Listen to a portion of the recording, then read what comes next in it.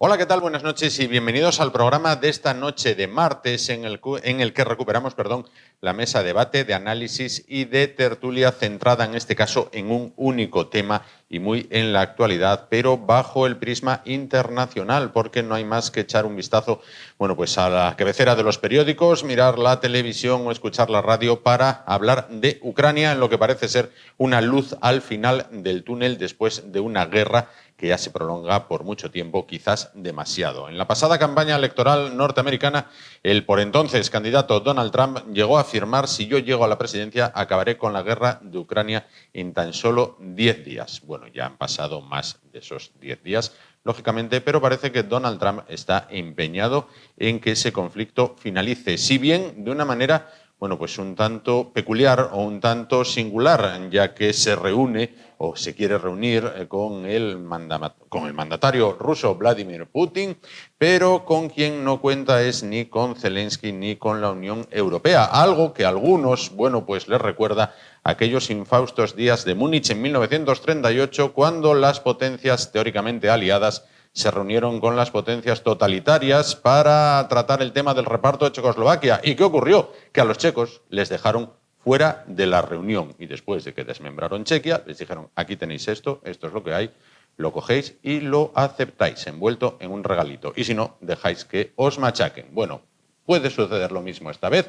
No lo sé. Con quien seguro que lo saben, vamos a hablar a continuación y les presento, comienzo por este lado, que se trata de Iván Mayada, que es profesor de Historia. ¿Qué tal? Buenas noches. Buenas noches, Juan. Gracias por estar con nosotros. Salustiano García, que es coronel retirado del Ejército Español. ¿Qué tal? Buenas noches. Buenas noches, Gracias Juan. también por estar con nosotros. Y junto a él hace doblete esta noche Francisco García Campa, que es también historiador y analista. ¿Qué tal? Buenas noches. Bien, aquí estamos. A ver qué ocurrencias tiene hoy Trump. Doblando el tema. Bueno, decía yo, Trump se empeñó en que iba a acabar con la guerra y, al menos, intención de ello parece que está poniendo. ¿Cómo valoran lo que está sucediendo en los últimos días, por no decir horas? Puede comenzar.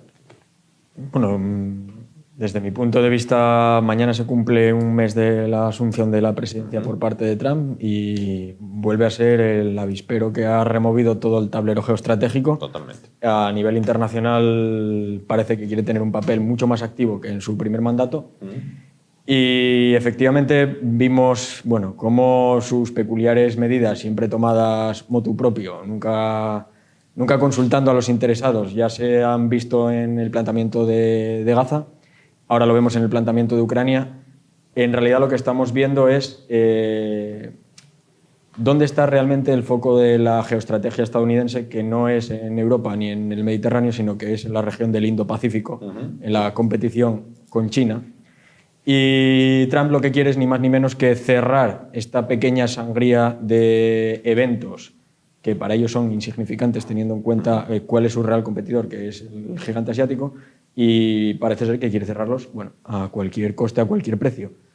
Volvemos a un escenario, como comentabas en la entradilla, parecido a la conferencia de Múnich, o parecido a aquellas negociaciones entre las potencias coloniales cuando el territorio a tratar no era considerado ni parte de las conversaciones. Nada. Entonces, falta por ver en qué se concreta esas reuniones que ya han tenido al máximo nivel, porque han participado tanto el asesor de política exterior del presidente estadounidense, el señor Waltz, como Yuri Ushakov, que es el asesor de Putin, el ministro de Exteriores de Putin, Sergei Lavrov, que lleva 21 años en la Cancillería, es decir, poca cosa. Yo creo que no sabrá ese hombre. Desde Gromyko, el último ministro de Exteriores de la Unión Soviética, no se veía nada parecido. Y también Marco Rubio, el secretario de Estado de Estados Unidos. Es decir, la primera toma de contacto, el primer encuentro, ha sido ya una conversación al muy alto nivel. Muy alto. Queda por ver si se reúnen antes de final de mes, que ya es el viernes que viene. Es decir, queda poco menos de un mes y se reúnen Putin y Trump. ¿Y en qué quedará esto? Y por mí lo que es la baza en cuestión y lo que es el elefante en la habitación es qué va a hacer la Unión Europea, si la Unión Europea va a querer ser un actor principal, si se va a contentar con ser nuevamente el socio minoritario de la Alianza Atlántica, o si de una vez por todas va a dar un paso adelante y va a poner sus condiciones respaldando a Ucrania como lo ha venido haciendo hasta ahora. Claro. Bueno, lanza Iván una pregunta que pido respuesta a Francisco y a Salustiano, a la vez que hago yo otra. ¿Está la paz más cerca o no? Recuerdo la primera entrevista que me hiciste aquí en esta televisión fue sobre Ucrania, ¿no? Y yo dije que iba a ser un conflicto que iba a durar mucho tiempo. Sí. Y también comenté, creo recordar, que la finalización de todo conflicto siempre puede ser un pacto, ¿no? Lógicamente, entre las partes o entre los que tutelan las partes, ¿no? Entonces, en estos momentos, a nivel geopolítico, el tablero está preñado de incertidumbre, ¿no? Es evidente que de la Guerra Fría hemos pasado, algunos lo comentaban, a la multipolaridad, unipolaridad, y ahora pues, podemos definirlo como incertidumbre con la nueva presidencia de Estados Unidos. Yo, sin contradecir lo que ha dicho mi compañero, sí que puedo comentar que todo pacto para resolver algo tan complejo como un conflicto de este tipo, cualquier conflicto, tiene muchas fases, y hay unas fases previas, unas que se publican y otras que no se publican. Yo creo que esta primera fase se está adelantando demasiado comentario en relación con las posiciones, podemos calificarlas de histriónicas del presidente de Estados Unidos, pero que a veces no se consensúan muy bien con los pasos que realmente se dan en la negociación. O sea, hay que dejarse un poco de fuegos artificiales y pensar más, que yo creo que el proceso va a ser el siguiente. Yo creo que una de las primeras exigencias de Putin ha sido la visibilidad de su capacidad negociadora. Sí. Esta se la ha concedido ya a Estados Unidos, haciendo esa reunión en Arabia Saudí con la única presencia, digamos, del ministro de Asuntos Exteriores, Lavrov, que es un hombre muy bregado, evidentemente, en todas las cuestiones relacionadas con Putin, ¿no? Y después, realmente la parte, digamos, de la participación del otro actor, lógicamente afectado, como es Ucrania y Zelensky, yo creo que eso se va a ver y se va a escenificar. La pregunta, ¿qué pasa con la Unión Europea, no? Yo creo que la consecuencia de la situación actual de la Unión Europea es la crónica de una muerte anunciada. O sea, llevamos dando vueltas a la defensa europea, incluso se dieron unos pasos muy importantes en la creación de un cuerpo de ejército europeo, con unos estados mayores multinacionales, donde el Estado Mayor Conjunto se bregó en todo tipo de prácticas para que eso empezara a funcionar, y al final quedaba en agua de borrajas. ¿Por qué? Porque los presupuestos eran nimios y las capacidades nimias. Entonces, esa es la verdadera clave de la política europea en este plano, que, vuelvo a repetir, aunque me repito un poco con la anécdota del tapón de la botella famoso, o sea, se norma y se regulan muchísimas cosas que pueden ser incluso hasta absurdas, y después lo que realmente tenemos delante, no hay un consenso, un pacto de verdad de liderazgo en la Unión Europea que avance en este proceso. No podemos estar permanentemente esperando, y acabo, al primo de Zumosol. Campa, ¿puede acabar la guerra en un plazo de tiempo breve o hay conflicto para rato? Nada en la vida es eterno, y por lo tanto llevamos 3 años y estaremos más cerca de la paz. Eso es lógica aplastante. ¿Se llegará a la paz gracias a la intervención de Trump? Depende mucho de la reacción que tenga Ucrania. Es decir, Ucrania, si se siente abandonada, como ya se sintió en el invierno del 2023-24, que tardamos 7 meses los países europeos en darles armas, y que Estados Unidos tardó otros 8 meses casi en darles armas porque no había un acuerdo en el Parlamento, en el Congreso y en el Europarlamento. Por lo tanto, durante 8 meses combatieron y aguantaron hasta que se perdió Avdiivka, que fue una de las grandes derrotas, pero hasta que no hubo la ofensiva rusa en Kharkiv y se puso en peligro la segunda ciudad del país, Europa no empezó a entregar armas, ni Estados Unidos empezó a devolver a entregar armas, ¿no? Es decir, Ucrania puede resistir solo porque tiene una capacidad militar pequeña, pero en la guerra de los drones, bueno, la tiene. No digo que lo vaya a hacer solo, sino que Europa, si se mantiene la postura europea, que se vino...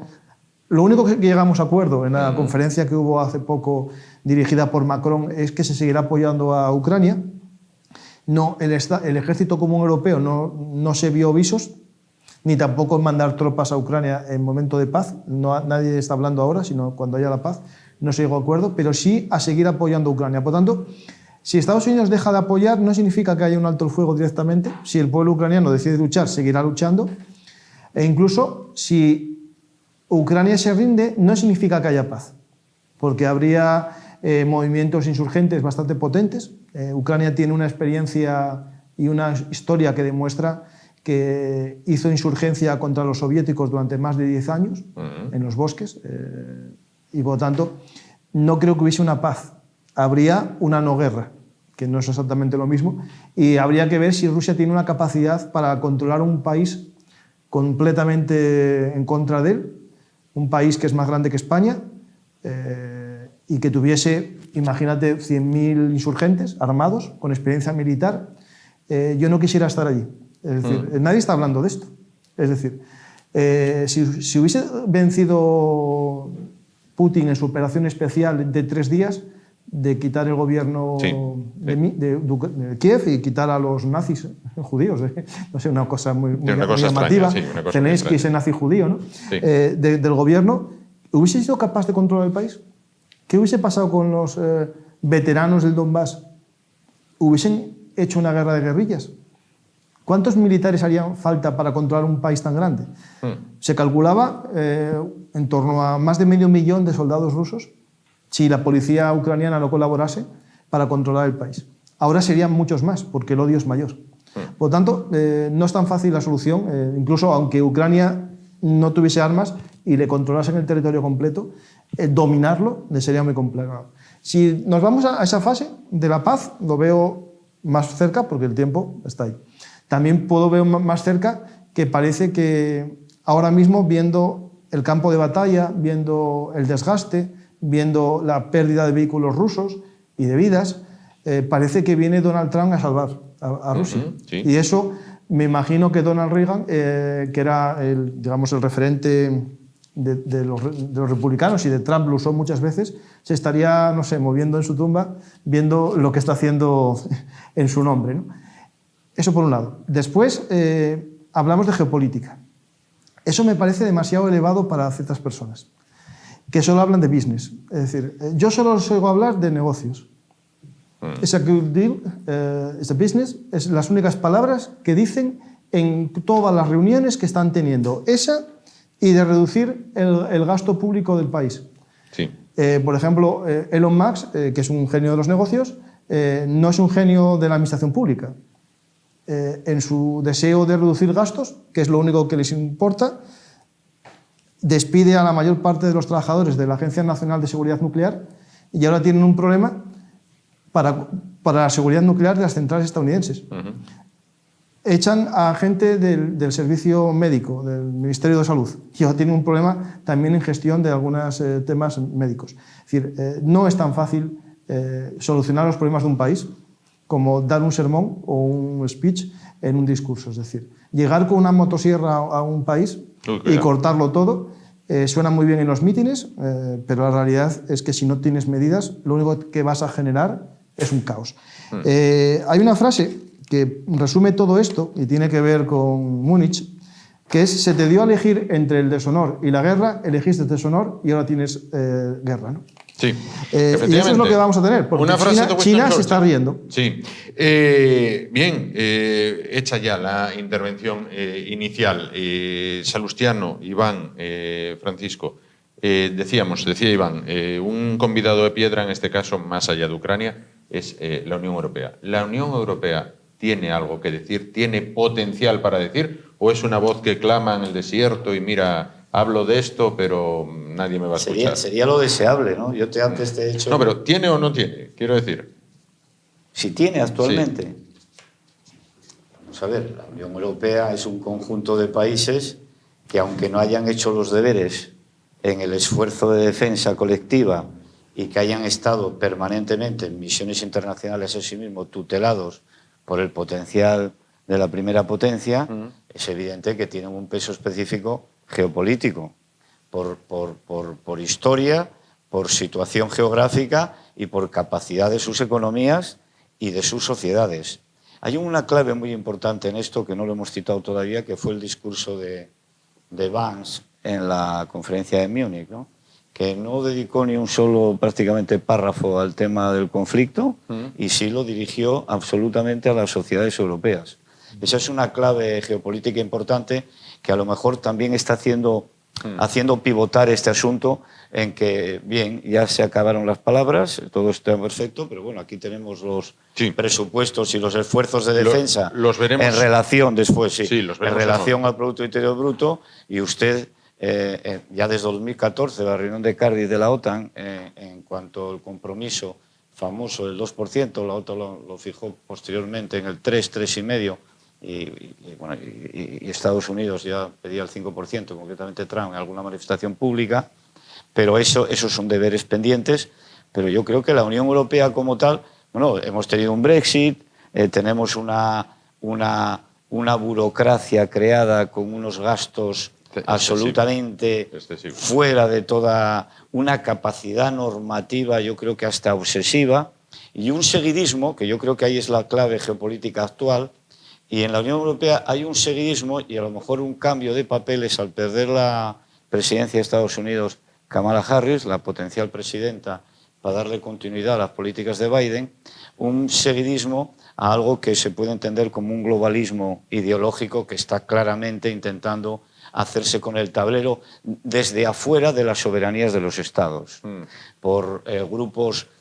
Hablan concretamente que desde la entrada de Trump en Estados Unidos, los grupos empresariales asociados a personas como Soros, por ejemplo, ya se están estableciendo en los países europeos con intención de continuar inversiones aquí. Hablan de unas 62 organizaciones teóricamente benéfico-sociales, pero que manejan perfectamente las claves de las cuestiones. Entonces ahí también hay otro juego, pero yendo al conflicto yo creo que estamos en una fase muy previa. Ahora mismo no se puede concluir nada, si va a quedar Ucrania huérfana y Rusia no va a poder controlar el territorio. Yo creo que eso queda todavía un poco lejos. Yo creo que estamos en unos pequeños, como los púgiles, ¿no? En un tanteo, ¿no? Sí. Y hay mucho fuego artificial. Voy con Iván y hago la pregunta que le hacía Sebastián un poco de manera distinta. ¿La Unión Europea es un tigre de papel? ¿Viste mucho pero pita poco?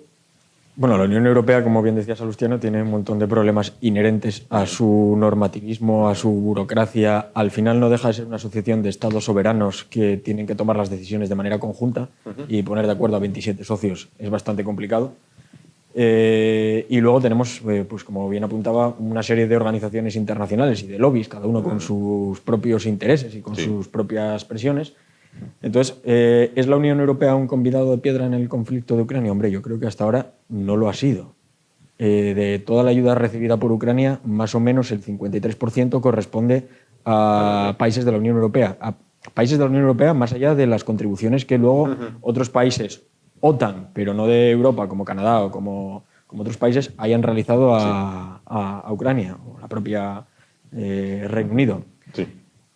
Frente a Estados Unidos, que, como digo, aquí ha sido el contribuyente menor. Es verdad que es una proporción muy escasa, un 53-47, pero bueno, por tecnología, por cercanía, por capacidad económica, por simplemente una cuestión estratégica europea, la Unión Europea no debería quedarse al margen, sino que la Unión Europea debería ver que Ucrania es su patio trasero. Bueno, no es que sea su patio trasero, es que es su vecino más cercano dentro de su esfera de influencia. Entonces, ¿qué puede suceder en un futuro próximo si la Unión Europea ahora no da el paso y decide ponerse firme? Bueno, pues que a lo mejor otro socio, en un futuro, a lo mejor dentro de unos años o de unas décadas, puede ser el siguiente agredido por una potencia externa que va a ver cómo la Unión Europea, en un momento clave como 2025, no hizo absolutamente nada. Entonces, en este tipo de negociaciones donde vemos que Trump es un negociante que siempre juega el órdago mayor y Putin es alguien que solo entiende una negociación desde un punto de vista de testosterona, es decir, solo negociamos desde la fuerza, la Unión Europea tiene que mostrar todo lo que no está demostrando ahora, que es unidad. Desde luego, dar un paso al frente y, si Estados Unidos no quiere comprometerse con Ucrania o seguir comprometido con Ucrania, asumir esa capacidad que hasta ahora ha cubierto Estados Unidos y mostrarse como un aliado confiable, no solo en medio plazo, sino en un largo plazo. Claro. Me quedo con esa última palabra de Iván, confiable. Vamos a ver, Campa, cuando... un tema que tú conoces obviamente mucho mejor que yo. Cuando Alemania invade Polonia en septiembre del 39, después de darle 50 ultimátums y buscar más que nada el conflicto, Polonia se siente salvada porque Francia e Inglaterra le declaran la guerra a Alemania. Pero Francia e Inglaterra se dedican a hacer nada. Absolutamente nada. La guerra de bromas. Sí, sentarse en una orilla del Rin viendo a ver cómo va por la otra orilla. Mira, hoy hace sol, mañana llueve. Pero no hicieron absolutamente nada y Polonia quedó machacada, devastada. Sí, claro. Bien, esto puede pasarle a Ucrania si se fía de la Unión Europea. Es decir, ¿la Unión Europea haría algo más que hicieron Francia e Inglaterra en aquel entonces? Bueno, hay que partir de una cosa que no tenía Alemania, que son la disuasión nuclear, ¿no? Es decir, Europa tenemos un problema que no tenemos ese paraguas nuclear. Europa se sintió seguro con un paraguas que no era suyo, y nos lo acaban de recordar, que es un paraguas prestado. Prestado a cambio de una servidumbre, que es una especie de colonialismo estadounidense, que algunos hablan muy mal de Biden, pero Biden nunca soltó las gansadas que soltó este hombre en menos de 20 días. Es decir, ¿somos aliados o somos siervos? Es decir, parece que se nos recordó que estamos en un club como invitados, en un club que él formó, y que nosotros tenemos que pagar nuestra cuota. Una cuota que él mismo no la acepta, porque justo después del día que nos dicen esto, en la conferencia de Múnich, que hay que gastar el 5%, él, al día siguiente, Trump, publica un WhatsApp, un Twitter, que dice que va a negociar con China y con Rusia reducir el gasto en defensa a la mitad. Es decir, para ellos menos y para el resto más. Es decir, nos tiene como los, no digo aliados, básicamente el mensaje que nos da es otra cosa. Y como no está contento solo con eso, viene el mensaje de destruir la Unión Europea. Es decir, la Unión Europea tiene sus problemas, igual que la burocracia es un gran problema, pero es un problema porque existe una unión de muchos países y hay que armonizarlos y crear sistemas comunes. Y viendo lo que él está haciendo en Estados Unidos, que es acabar con todas las agencias de coordinación de los estados, en algo tan sencillo como la energía nuclear. Es decir, cerramos las agencias nucleares porque no pasa nada. Cerraremos la Agencia Nacional de Inteligencia o despediremos a la mitad de los asesores de inteligencia porque sobran. Y entonces eso mismo lo proponen para la Unión Europea, que es verdad que hay una gran burocracia, un gran exceso de trámites, pero también hay grandes ayudas que todos cobramos, fondos mineros, fondos FEDER, fondos que relanzaron provincias, y si no se hicieron fue porque se invirtió mal a nivel autonómico en esos fondos. Es decir, Europa no fue un gran problema, sino más bien una solución, y hay gente que, sufragada por fondos también, porque esto de los fondos hay para todos, vienen con el mensaje de destruir la Unión Europea. Y lo que hizo el vicepresidente no es geopolítica, es insultar a alguien en su casa. Es decir, es como si vamos los europeos a la Casa Blanca a insultarles. Es decir, lo que dijo fue básicamente que ya Occidente no es Europa. Yo me planteo casi lo contrario. Estados Unidos es Occidente. Un Estado que está haciendo un Molotov-Ribbentrop. Es decir, lo que está haciendo es casi dividirse el escenario político del mundo y pactar una invasión o blanquear una invasión. Cuando Zelensky defiende su territorio, lo hace porque es lo que tiene que hacer un gobernante, que es defender la integridad de su nación cuando es invadida. Y ahora Donald Trump, ayer, dice que, claro, que la culpa de que haya guerra es de Zelensky, que declaró la guerra a Rusia. Estamos viviendo un mundo en el que las fake news las suelta el presidente de un país en la Casa Blanca, y no le importa mentir. Dice en un tuit que tiene 60 millones de muertos la Unión Soviética en la Segunda Guerra Mundial, la única vez que oí esa cifra en mi vida. Dice otro día que en Gaza se gastaron 100 millones de dólares en preservativos, y cuando le dicen que fue en Gaza, en Mozambique, en una campaña contra el SIDA y fueron 50, dice, bueno, ¿qué importa 50 o 100 y qué importa Gaza o Mozambique? Es decir, les da igual las fake news. O cuando dicen ayer que Zelensky es un presidente ilegítimo porque solo le apoya el 4% de su país, cuando el último estudio que está publicado en los medios internacionales hablan del 57% del apoyo de su país. Y también hay que recordar que eso que está diciendo Trump viene de Putin. Porque Putin dice que no se puede negociar con Zelensky porque es ilegítimo. ¿Y por qué es ilegítimo Zelensky? Muy sencillo, porque su país está en guerra, en un estado de guerra y, según la Constitución ucraniana, no se pueden convocar elecciones, al igual que en España, en los estados de alarma, sitio y excepción, se establece reducción de los derechos fundamentales.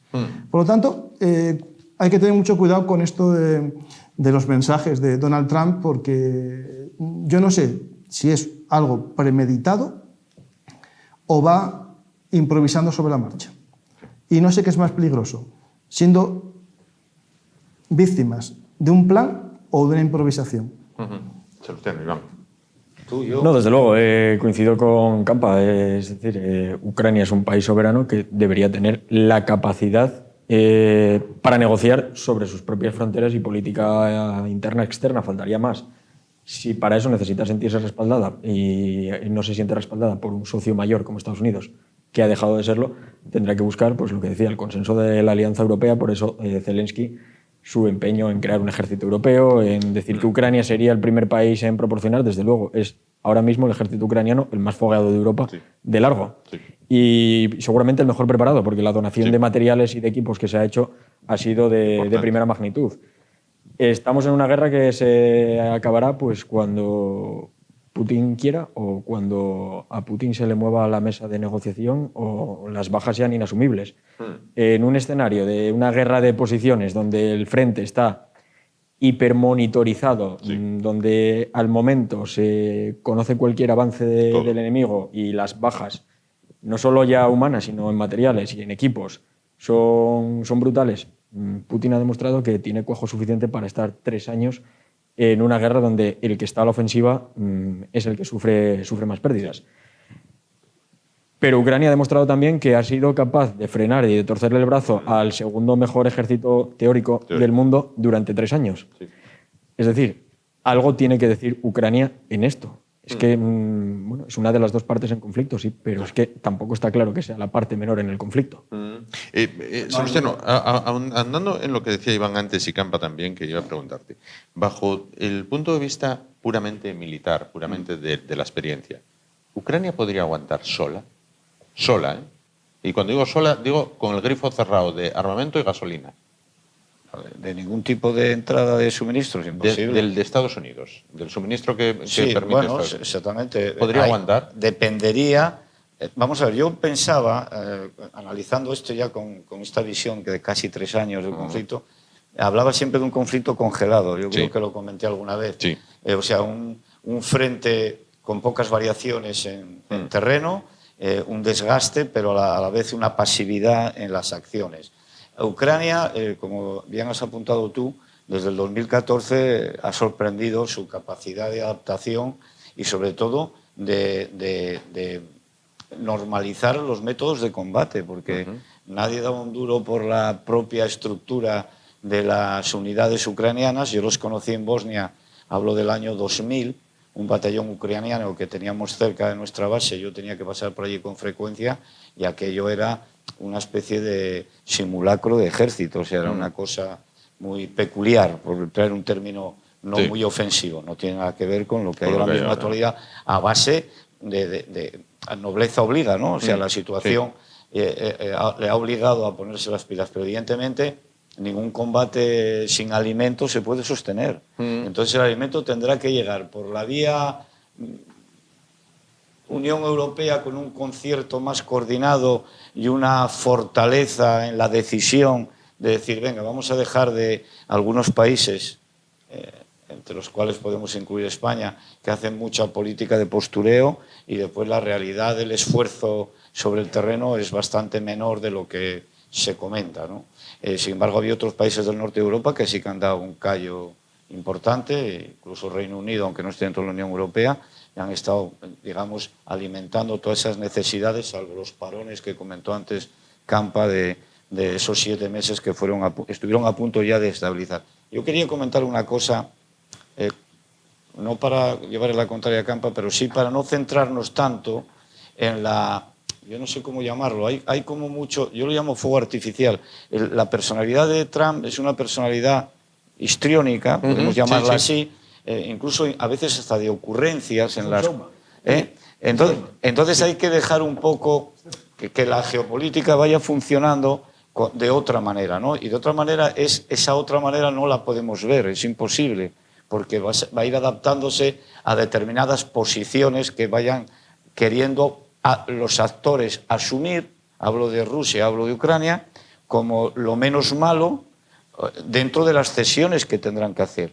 O sea, lo que seguramente no va a ocurrir, yo eso lo tengo claro, es que va a haber una cesión unilateral por parte de uno de los actores, que en este caso apunta a Ucrania, desasistida, huérfana, y se le va a dar todos los caprichos, digamos, entre comillas, por utilizar un término descriptivo, a la órbita de Putin. Pero sí, a mí me parece importante que en el globalismo, en lo global, en lo geopolítico, las sociedades europeas, como las definió o las define en algunos politólogos que han analizado mucho el proceso de las sociedades, de adolescéntricas. O sea, estamos viviendo en una especie de inmadurez social importante. O sea, aquí el mundo de la mascota, el mundo de lo verde, el mundo de lo vegano, que todo está muy bien, que yo no estoy en contra de ello, todo lo contrario, pero quiero decir que eso no puede ser el sentido de vida de una fuerza social que haga frente a pensar pues, que tenemos el norte de África, lo hablábamos el otro día aquí, con el potencial geopolítico que tiene esa zona y la tenemos delante. Además, es el flanco sur de la Unión Europea, ¿no? Pero, Salustiano, coincidiendo plenamente en esto último que acabas de decir, esto es una opinión puramente personal, ¿puede Ucrania fiarse precisamente de esa sociedad más preocupada por la rosca del tapón del brick de leche que no se caiga cuando lo abras, que de una posible amenaza que venga desde el este? Con unos ejércitos cada vez más reducidos. Creo que los ejércitos... Actualmente los ejércitos han quedado prácticamente sin tanques. Una cosa que quiero ahora un poco decir, en una oportunidad que tengo, siempre se pone el símil este del tapón, ¿no?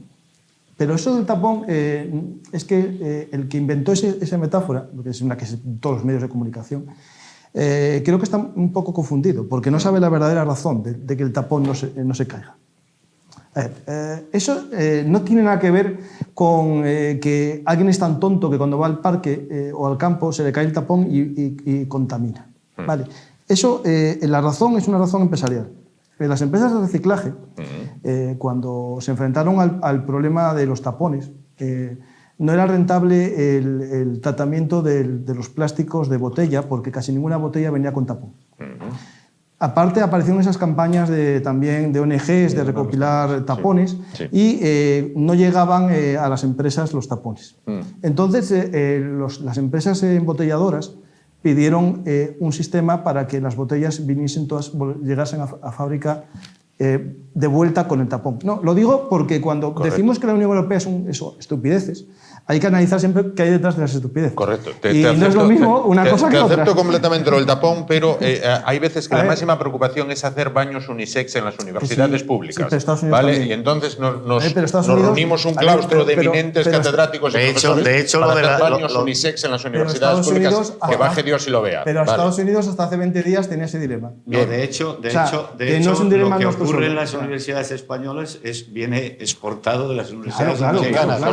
Pero el tapón, que es una anécdota, lo cito porque lo he leído, pero es una anécdota, pero es que no es tuya, es que están todos días con esto, o sea. Pero es que esa anécdota refleja una capacidad, la Unión Europea, una capacidad normativa de una fortaleza de detalle tan brutal que llega un momento que parece ser que se nos va la vida en excesiva reglamentación. Sí. Entonces hay cuestiones, vamos a ver, los Estados Unidos como tal, como primera potencia, independientemente, vamos a olvidarnos del actual liderazgo, Estados Unidos ha puesto muertos. Está poniendo muertos, o sea, está poniendo su ejército en cantidad de escenarios, unos más que le afectan más directamente y otros más indirectamente, pero han estado. Quiero decir, y a lo largo de la historia, tú eres historiador, tú también, ¿no?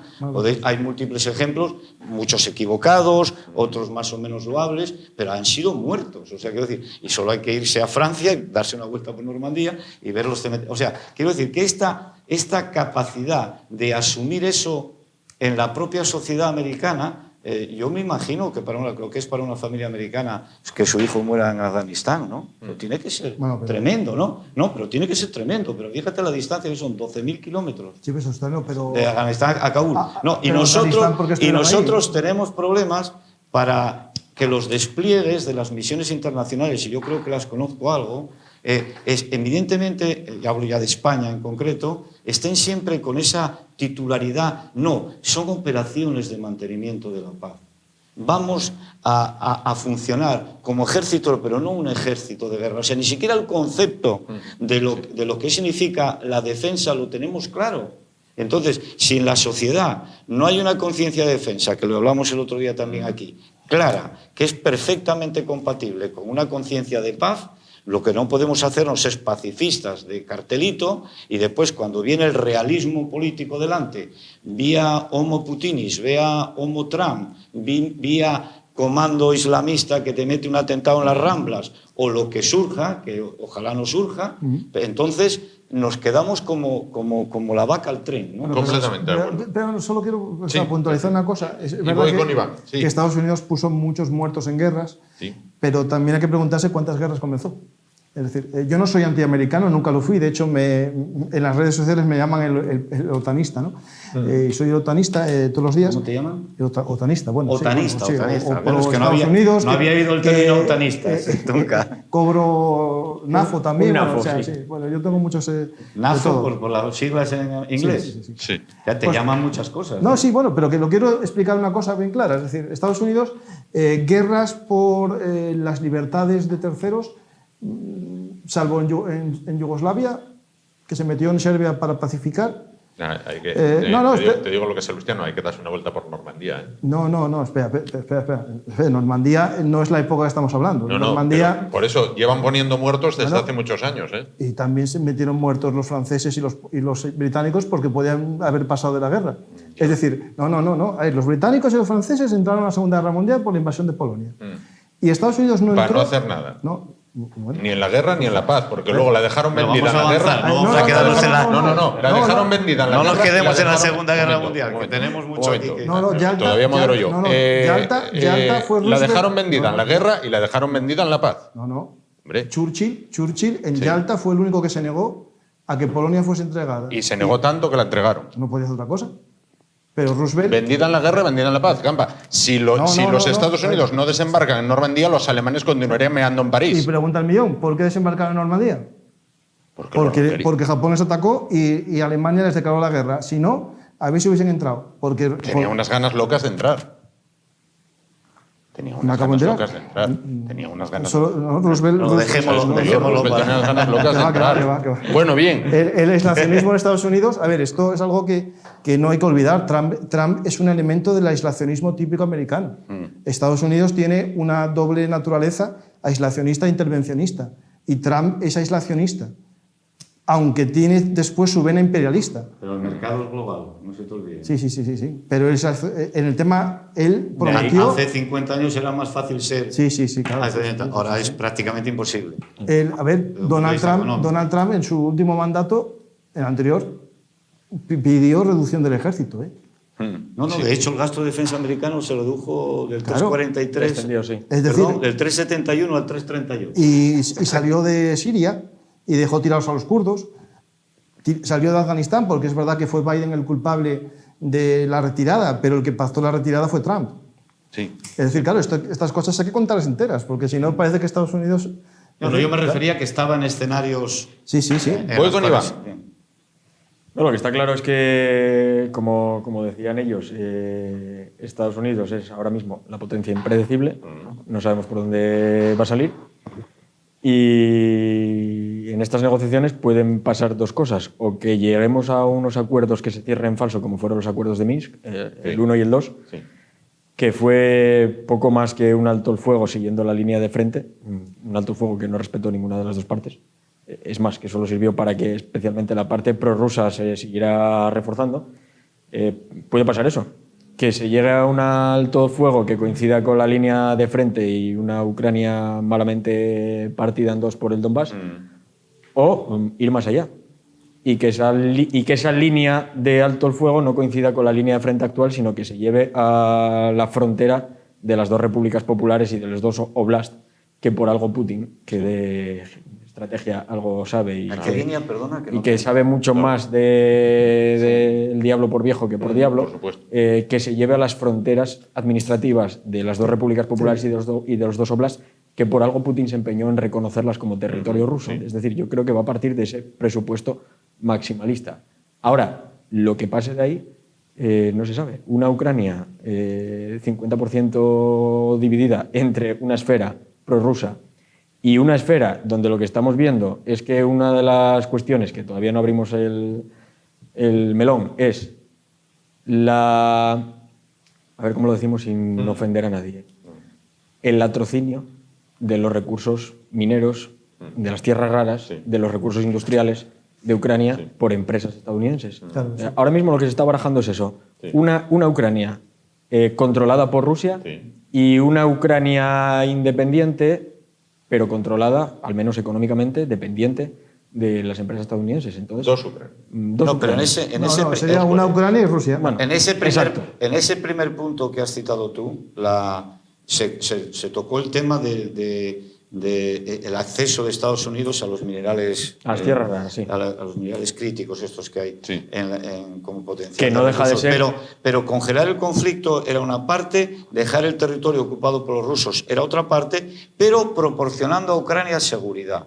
O sea, yo lo que he leído de las conversaciones, en todo momento, según se buscaba, digamos, una paz por territorios, ¿no? Que es unas cesiones en un sentido u otro, pero siempre se cita también que en esa situación Ucrania tenga seguridad. ¿Quién se la va a dar? Pues no lo sé, pero eso se decía. Claro, pero una de las cuestiones es que después la otra parte era la celebración de elecciones, que eso sí que preocupa más. Ayer porque evidentemente Zelensky ganó en el 19, eran 5 años, 24, y ahora hay un estado de guerra, lógicamente, y continúa. Pero eso es un punto y es el 57, el 56 y pico %, lo que he leído yo de Moscopio de apoyo, aunque incluso se están manejando ahí datos de que se tiene un 3% de apoyo. 4, totalmente falso. Lo dijo Trump. Eso. Sí, lo quiero decir, es que está el bombardeo artificial de datos, nos podemos volver locos.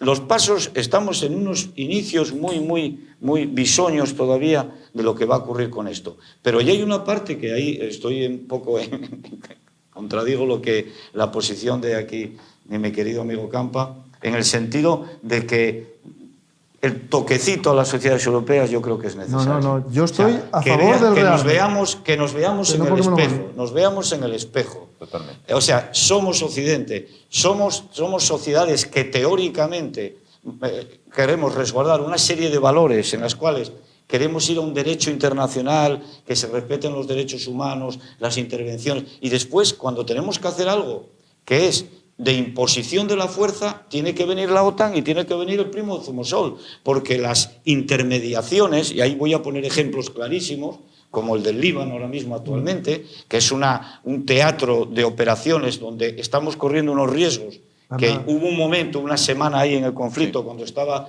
Hezbollah haciendo de las suyas, que dije, nos vamos a diseñar un día con muertos de verdad en los puestos de Naciones Unidas ahí. ¿Qué es eso de la intermediación? La intermediación tiene que ser una imposición de la fuerza, como se hizo en Bosnia en la segunda fase. En la primera fase, los soldados de Naciones Unidas los ataban a los postes de la luz y salían en las fotos de las noticias haciendo el ridículo todo el día y se cargaron a 7.000 bosnios musulmanes en Jablanice, ¿no?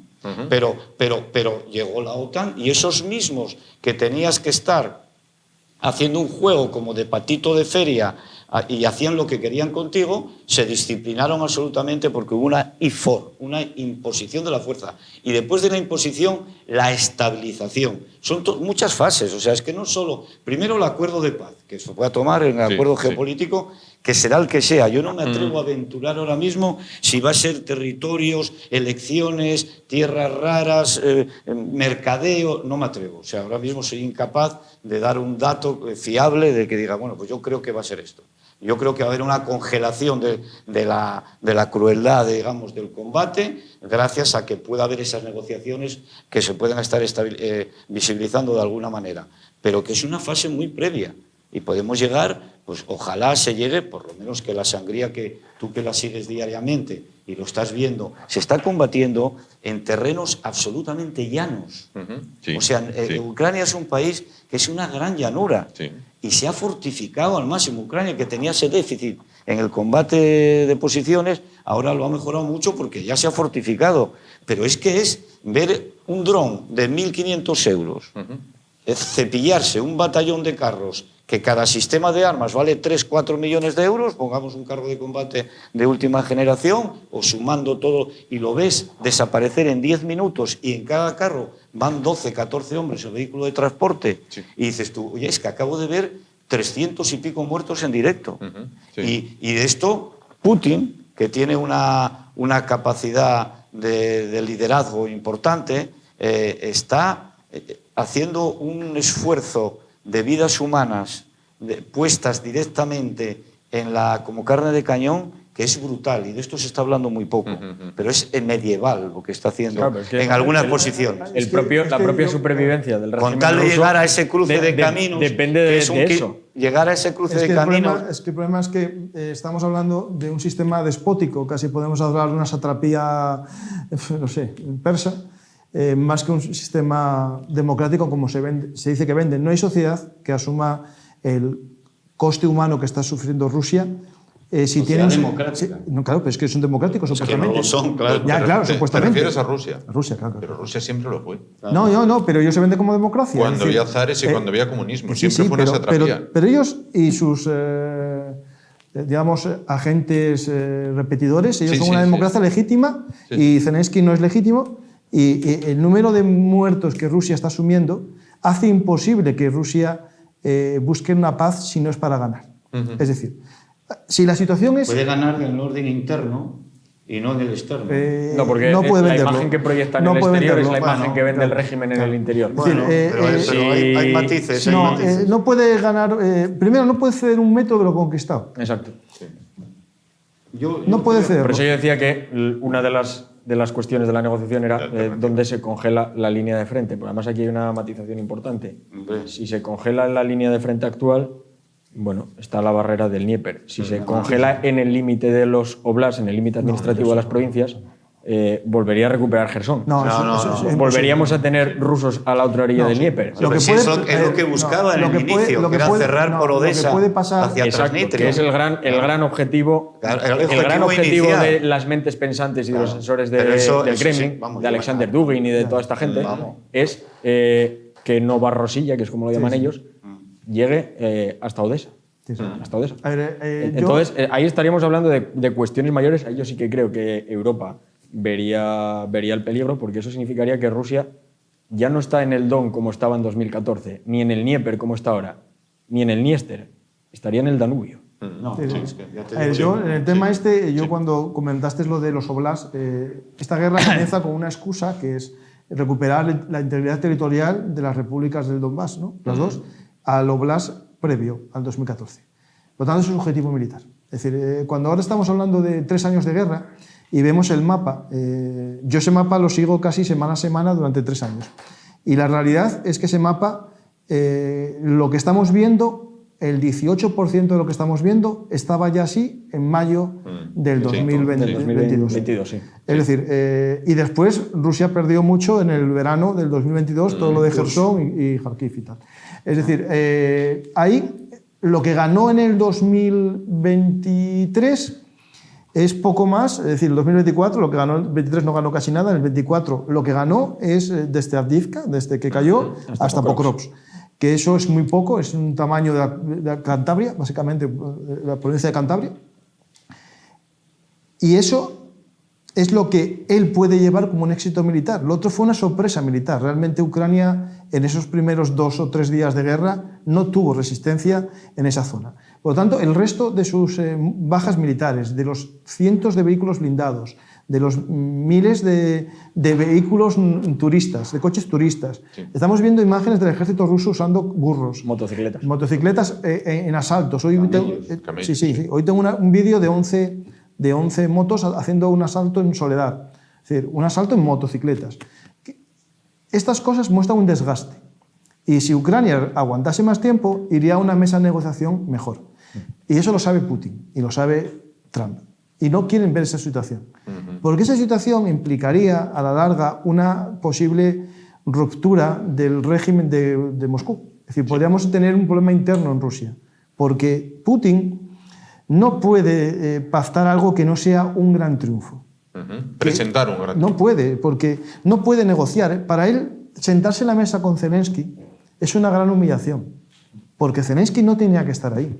Zelensky tendría que haber desaparecido del mapa político a los 3 días de la guerra, cuando mandó una misión para matarlo en Kiev, cuando envió a Hostomel lo mejor de las VDV y fueron machacadas. Más de uno. Claro, es decir, ahí todo lo que está pasando ahora es algo que él no tenía planificado y por tanto no lo puede vender como una victoria, aunque lo edulcore como quiera. Es decir, lo que vamos a ver aquí, yo creo que ya partimos de una mala escena, que es que Donald Trump acaba de poner como un igual a Putin, que acaba de poner como un igual a un Estado imperialista que anexiona territorios de su vecino, y eso, si él lo hace para ganar una posición geopolítica con China, lo va a tener muy complicado, porque ¿cómo va Estados Unidos a impedir que China anexione Taiwán cuando es territorio chino histórico? Y es territorio chino porque Taiwán no es Estado y ellos mismos todavía no se consideran Estado, se consideran China. ¿Cómo va a impedir diplomáticamente o militarmente esa anexión el que está permitiendo la anexión de un territorio soberano reconocido por la propia Rusia como parte de Ucrania? Porque hay gente que va a la historia, y está muy bien la historia, pero la historia es muy peligrosa porque todos tenemos una carta para justificar algo, ¿no? Rusia garantizó la independencia de Ucrania y también las fronteras de Ucrania, que eran las del mapa previo al 2014. Y alguien habla por ahí del Euromaidán, que es la culpa de todo esto, que fue Ucrania la que traicionó a Rusia. Ya hablan por ahí un exasesor del Kremlin que en el 2003 ya había un plan de invasión de Ucrania por parte de Rusia. En el 2003. Al poco olvidamos lo de Georgia también.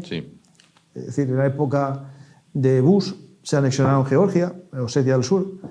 Es decir, hay muchos precedentes. La intervención en Kazajistán. Claro. Es decir, todas estas cosas estamos olvidando que es un acto imperialista.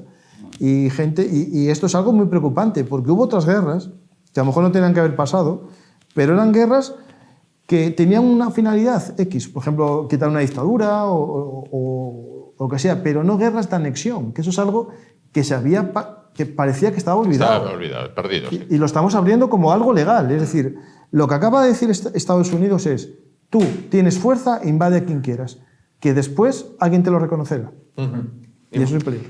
Bueno, partimos de la base, andando un poco lo que decía Campa, partimos de la base de que efectivamente a partir de esa caída de Avdiivka y el avance a través de Ocheretino hasta Pokrovsk, es verdad que el ejército ruso hizo un gran avance, pero el frente no colapsó. Es decir, fue un avance sostenido a lo largo de, ¿qué llevaremos? ¿Un año y pico? Un año y 3 meses por ahí. Un avance sostenido, asumiendo pérdidas muy cuantiosas, pero que no se ha producido un colapso del ejército ucraniano ni ha sido una ruptura del frente total. Es decir, que Rusia no tiene capacidad ahora mismo para eso. Por eso se sienta a la mesa de negociación. Si estuviera en una posición de fuerza, estaríamos viendo a los rusos, como decían en tiempos de Napoleón, con los cosacos abrevando en el Sena. Es que Rusia ni siquiera puede vender la que sería la gran victoria de hacer una ofensiva en Kharkov y anexionarla, que es la segunda ciudad más grande de Ucrania, que además es la cuna de la rusicidad de Ucrania. Es decir, es la población con más la ciudad con más población de etnia rusa, con más rusoparlantes, pero es que no tiene esa capacidad.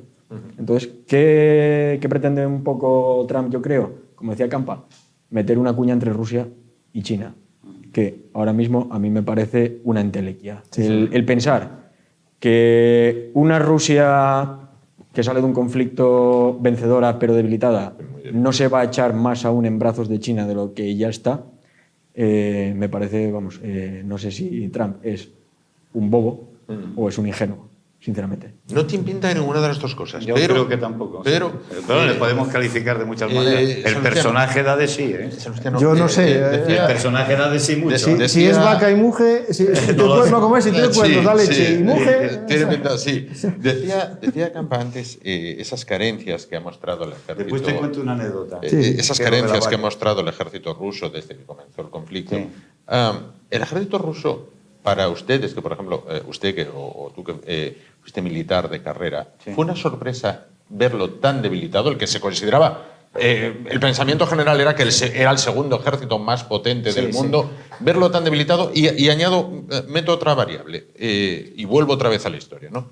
Cuando Rusia invade Finlandia, es un ejército desastroso, al que los finlandeses vapulean por todas partes y al final, bueno, llegan a un empate, logran un empate a fuerza de hombres y hombres y hombres. Cuando los alemanes invaden Rusia piensan que se van a encontrar ese ejército que invadió Finlandia que no valía absolutamente para nada. ¿Puede pasar una cosa similar? Es decir, los rusos no valen para nada, pero luego de repente, cuidado. No, claro, pero es que es un país que tiene un potencial humano y económico muy importante. O sea, quiero decir, no estamos hablando de Cantabria, ¿no? O sea, estamos hablando de una sociedad que tiene un desarrollo histórico muy guerrero, muy belicista y muy imperialista, no sé la palabra, pero sí lo de la anexión, es una cosa que ha funcionado en los últimos 150 ultranacionalismo, como lo queramos llamar. Pero ¿le sorprendió? Es un gigante de pies de barro desde el punto de vista técnico-militar. Según yo personalmente vi, las 2 primeras semanas de la guerra de Ucrania, estaba convencido de que había un problema importante de gestión del combate técnico y profesional. Porque lo que se hizo es imponer, te lo comenté aquí, el objetivo político a costa de lo que sea y lanzar esas unidades sobre Kiev sin rutas de suministro aseguradas, que es la logística de cualquier arte de la guerra o de cualquier doctrina militar, que es el conjunto de disposiciones que hay que hacer para alimentar el combate, es tan importante como el combate en sí mismo. Eso falló todo en las 2 primeras semanas de despliegue, de intento de anexión por las bravas norte-sur y de este a oeste por una capacidad militar absolutamente muy deteriorada en lo que era el mando. A mí me sorprendió la parte ucraniana en el desarrollo combate posterior, las técnicas, cómo realmente funcionaron, porque es muy importante la estructura de las unidades, los mandos, la relación de lo que es una orden que se cumpla, llegue y que haya confianza en que eso funcione. Sin embargo, en Rusia sí que ha habido, desde la época de la caída, digamos, del muro de Berlín y la desorientación un poco sociológica que ha quedado en manos un poco de, no yo sé llamarlo régimen Putin como un régimen semimafioso, pero sí de potenciales económicos que se han hecho con el control de la situación, imponiendo una forma, digamos, de trabajar muy peculiar, muy rusa, pero Rusia sí que tiene esa capacidad de absorber esta sangría. Sí, todas esas que era mucho. Tú imagínate, nosotros, hay desgraciadamente un accidente de un soldado en una misión y es un trauma importante para asumir qué hacemos allí. Esa pregunta que se hace las días. ¿Qué hacemos allí? Decías tú, es que me decía, se me ha olvidado lo que le quería decir a Paco Campa relacionado con lo de la vaca que muge. Bueno, sí. Pero se me ha olvidado el símil que te iba a hacer, pero ya no me viene. Vamos con Campa y finalizo con Iván. Una cosa sobre si era un gigante con pies de barro. Ah, sí, ya me acuerdo. Sí. El americano es una mentalidad que se ningunea mucho, incluso jocosa desde el punto de vista del occidente judeo-cristiano y tal. Que son lo mismo, o sea, que en definitiva el origen es lo mismo. Pero quiero decir, yo recuerdo, siempre comento esta anécdota, curso de Estado Mayor. Se acaba, eso me lo ha comentado un oficial que estuvo en el curso de Estado Mayor en Estados Unidos, español. Y claro, después de un esfuerzo intelectual potente, de una semana de trabajo, estudio, muchísimas horas, la seriedad de lo que se exponía y tal y cual, de pronto apareció el general, el director de West Point, con un piano, un órgano, y se puso a cantar una canción de Bruce Springsteen, y la canción la iba cantando con la música de Bruce Springsteen, pero iba diciendo la orden de operaciones. O sea, Claro, y dices tú, bueno, pero claro, es que ese señor que hacía eso había estado ya en Irak, en Irán. O sea, un tío bregado absolutamente y sabía perfectamente lo que era la logística, lo que era, pero ellos se escenifican muchas veces y dices tú, joder, estos tíos y tal. Pero claro, hay una parte detrás del histrionismo, que a lo mejor esa parte la puede representar un poco Pues Trump y sus salidas de patabanco, pues así te digo, pero hay una parte detrás de sociedad que yo creo que hay que claro, verla con ese general está destituido porque escuchar a Bruce Springsteen está fuera. La música era de Bruce Springsteen. No, lo mismo. Bruce Springsteen Lo mismo. Campa y después Iván. Escuchar a Bruce Springsteen con Donald Trump es símbolo de algo. Es símbolo de algo. Te estoy hablando años 90. Dale. Sí. No, comentaba que el ejército ruso tenía dos temas, la realidad y la propaganda. Y la propaganda que se autocreyó y nos creímos los demás. Es decir, Putin vendió una propaganda de su ejército inmensa, con los famosos días de la victoria, desfiles de 24 horas en directo, que se vino arriba él, se vino arriba toda Rusia y se vino arriba todo el mundo pensando que Rusia era mucho más. La realidad es que su unidad básica, que era el BTG, era una unidad que no tenía capacidad para ruptura de un frente. Eran unidades casi sin infantería, mucha artillería y digamos, no estaba pensado por un escenario de combate urbano, por ejemplo. Tú cuando atacas Kiev... Por el fuego, claro, sí, pero Kiev no puedes. Entonces Mariupol, que fue la única ciudad en la que hubo verdaderos combates en la primera fase, demostraron que los BTGs no valían para ese tipo de combate y fue cuando entraron las tropas de los chechenos a combatir, que son infantería ligera. Lo digo porque Rusia tenía ese problema. Aparte tenía un problema que era que 1 de cada 3 soldados del ejército ruso eran de servicio militar y esos no podían combatir en el exterior. Entonces hicieron una ficción que era que no combatían, sino que estaban en logística. Y la mayor parte de los que murieron en los ataques ucranianos eran la logística, porque Ucrania, usando las técnicas de Finlandia, atacaba la retaguardia y destruía los suministros. Y vimos imágenes dantescas como aquel convoy de 50 kilómetros por Chernóbil, ¿no? Sí. Es decir, hay cosas que demostraron de ese primer día que no veías esto, que esto iba a pintar mal para Rusia. Convoy en que se estropeaba un vehículo y no podía ir ni para adelante ni para atrás. Ni siquiera se calculó la vialidad de la comunicación para alimentarlo. Fíjate que fue una chapuza completa. Entonces, bueno, ahí ya se demostró que iba a pasar algo raro, pero claro, esto se soporta, al igual que se soportó la Unión Soviética en la sangre de los soldados.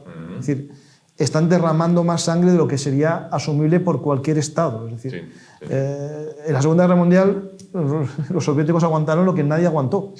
Ningún Estado occidental hubiera aguantado aquello. Y ahora está pasando lo mismo, pero lo mismo en este caso no por patriotismo, esto lo quiero realzar. Ahora la gente lleva 1 año y medio combatiendo por dinero. En Rusia están combatiendo por dinero, porque están cobrando $30.000, $40.000 por alistarse al ejército. Y están yendo a la guerra por dinero, porque los primeros, los voluntarios, los que fueron llamados a filas, fueron en el año 2022. Ahora ya van por ese tema. Lo digo porque, cuidadín con esto de decir, no, Rusia es un país de patriotas y tal. Bueno, vamos a asumirlo. Voy con Iván y hacemos una ronda final de despedida, que estamos ya en el tiempo de alargue. Bueno, estamos Iván, hubo quien dijo, opinaban ellos sobre la capacidad del ejército ruso. Hubo quien dijo, será como darle una patada a la puerta y todo el edificio se vendrá abajo. Y después el edificio se le vino a él. Yo creo que estamos en 2025 y 3 años después Putin sigue embarcado en una aventura que para él pensó que iban a ser pocos días, porque yo creo, en mi fuero interno, estoy convencido, de que pensó que iba a ser poco más que la anexión de Ucrania con aquellos hombrecillos verdes que ni siquiera llevaban insignias en el uniforme y donde la población, pues es verdad que pasó bastante indiferente a algún movimiento de protesta de algún grupo colectivo tártaro. Los ucranianos se encerraron en sus bases en Crimea y la anexión se consumó en 48-72 horas, prácticamente sin pegar un solo tiro. Y estoy convencido de que Putin pensaba que la población ucraniana, al menos en el este del país, iba a salir a poner claveles en las torretas de los tanques y en los fusiles de los soldados. Y ofrecer el pan y la sal. Efectivamente. ¿Cuál es el problema? Que 3 años después los dos países están en una lucha por la supervivencia. Ucrania por la supervivencia como Estado soberano y Rusia por su supervivencia como Estado. Hay que pensar que durante prácticamente 300 años Ucrania fue el leitmotiv de Rusia. la búsqueda de un puerto cálido sin hielo permanente que se complicó por la zona de Livonia en las guerras con Suecia, con Polonia.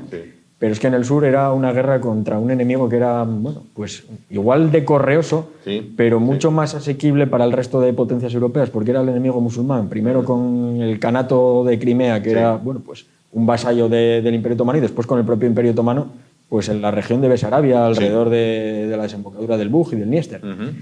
Entonces, durante 300 años, Ucrania fue el leitmotiv de la política exterior rusa, y ahora vuelve a serlo. Yo me quedo con una reflexión que leía a Svetlana Alexiev, la premio Nobel de literatura bielorrusa, que sus ensayos se basan en recopilación de experiencias de combatientes en la Segunda Guerra Mundial, en la guerra de Afganistán, de veteranos de guerra. Y lo que ves, el panorama que te da de la sociedad rusa, del sistema ruso, del ejército ruso, es la misma en 1945, terminada la Segunda Guerra Mundial, en 1979 embarcándose en la aventura de Afganistán, que después de Chernóbil o que en la actualidad. Y es la de un gigante que muchas veces sí que aparenta ser un gigante con los pies de barro, que es un motor de combustión que tarda mucho en arrancar, que tiene una maquinaria propagandística enorme, inmensa, y que es un país multiétnico. No hay que olvidar que sí, Rusia está asumiendo muchas bajas, pero es que buena parte de esas bajas no son rusos étnicos, son buriatos, son población de Siberia, que digamos que son considerados ciudadanos de segunda. Esos ataúdes no llegan a San Petersburgo, no llegan a Moscú, no llegan a Kazán, sino que llegan a otras regiones, o llegan a Chechenia o al Cáucaso. Cuando llegan. Cuando llegan. Entonces, sí es verdad que es pues una sociedad a dos ritmos, económicos, sociales, étnicos, y me quedo con una reflexión, y es que Rusia sin Ucrania es un Estado, Rusia con Ucrania es un imperio. Así es. Es así desde 1600. Desde 1600, efectivamente. Muy rápidamente, Campa y Salustiano, para cerrar, de manera telegráfica, porque ya nos apura el tiempo. Como conclusión. Conclusión. A ver, dos partes, ¿no? La primera que... Muy rápido. Sí, que hablamos 3 años después del comienzo de una guerra que iba a durar 3 días, y Ucrania demostró que con ganas de lucha y con armas se puede combatir, y lo que no podemos es abandonar a un pueblo que durante 3 años le hicimos pensar que era posible su triunfo y su victoria contra el invasor.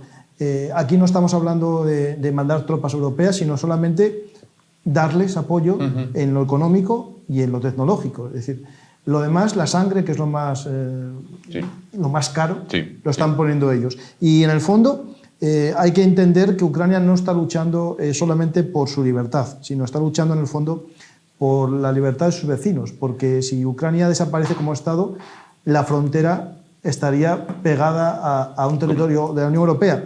Lo digo porque la Unión Europea es para mí más importante que la OTAN. La OTAN es algo que es una alianza defensiva que puede que no funcione cuando la necesitemos, pero la OTAN es más, la Unión Europea es más. Y hay una cosa que solo quiero acabar. Sí. Hay una posibilidad, que es que Ucrania entre en la Unión Europea, porque Rusia minusvalora tanto a la Unión Europea que no le impide entrar en la Unión Europea. Y lo que tenemos que tener en cuenta que si entra en la Unión Europea, Ucrania está protegida por el paraguas de la defensa común europea, que está sin desarrollar. Pero si se desarrolla, es mucho más potente que la OTAN, porque la OTAN es solamente una opción de defensa. La Unión Europea es una defensa obligatoria. Finaliza, Salustiano. Habría mucho que hablar de bueno, lo que acaba de decir Paco Campa. Tendría que serlo. De manera muy breve. Telegráfica. Ya sabes que soy muy disciplinado. Minuto y resultado. Soy muy disciplinado. Máxime con el partido que nos espera hoy, tan importante para el futuro deportivo del fútbol español. Hasta ahora. Sin duda. Es una broma. No, ya. Estamos en el preludio de unas conversaciones entre actores múltiples, no solo Estados Unidos, Rusia, sino que en el tablero geopolítico se está jugando mucho más. La Unión Europea está ahí también, y yo creo que no va a haber un escenario a corto plazo de resolución rápida, pero sí que se pueden dar algunos pasos en los cuales esos actores se avengan a la cesión, porque tiene que haber cesión, tanto por parte del poder político ucraniano actual, como a pesar de la injusta agresión, y por parte de la anexión absolutamente quebrando cualquier principio de derecho. Pues yo creo que estamos en ese camino y los fuegos artificiales de la prensa y del bombardeo constante de lo que ha dicho, ha dejado de decir uno u otro personaje, yo creo que es más secundario. Bueno, pues esas son las conclusiones. Comenzaba Iván, continuaba Campa, finalizó Salustiano. Las conclusiones a las que hemos llegado en este momento, las conversaciones se han iniciado y Ucrania mira para la Unión Europea. Finalizamos muy casi como empezamos, retrotrayéndonos de nuevo a la historia a aquellos acuerdos de Múnich de 1938. Como bien citaba Campa, Churchill dijo: entre el deshonor y la guerra, habéis elegido el deshonor y tendréis la guerra. Pero días antes, el que mandaba en Francia, que creo que era Daladier, dijo: las vidas de todos los checos del mundo no valen los huesos de un soldadito francés. Y allí los dejaron vendidos. Con lo cual, Ucrania, que mire a ver a quién se arrima, porque puede que no sea mucho fiar. Gracias a los tres. Campa, muchísimas gracias, como siempre. Además, has hecho doblete hoy. Hoy te hemos sobreexplotado. Salustiano, rápidamente corriendo, porque creo que el Manchester City ya marcó. Y está apurando ya la eliminatoria. Entonces empata la eliminatoria, si ya marcó. Es el primer paso para lograr una victoria. Sin duda. ¿Qué tiempo está grabado esto? Sin duda. Y Iván, muchísimas gracias por estar con nosotros esta noche. Como gracias, también les damos a ustedes. Volvemos el próximo martes, pero mañana tienen una cita con la Caja Negra de Javier Neira con un tema tremendamente interesante y de actualidad, la implantación o la llegada de las universidades privadas a Asturias. Bueno, pues lo veremos con él a partir de las 11 de la noche. Gracias por su atención. Muy buenas noches.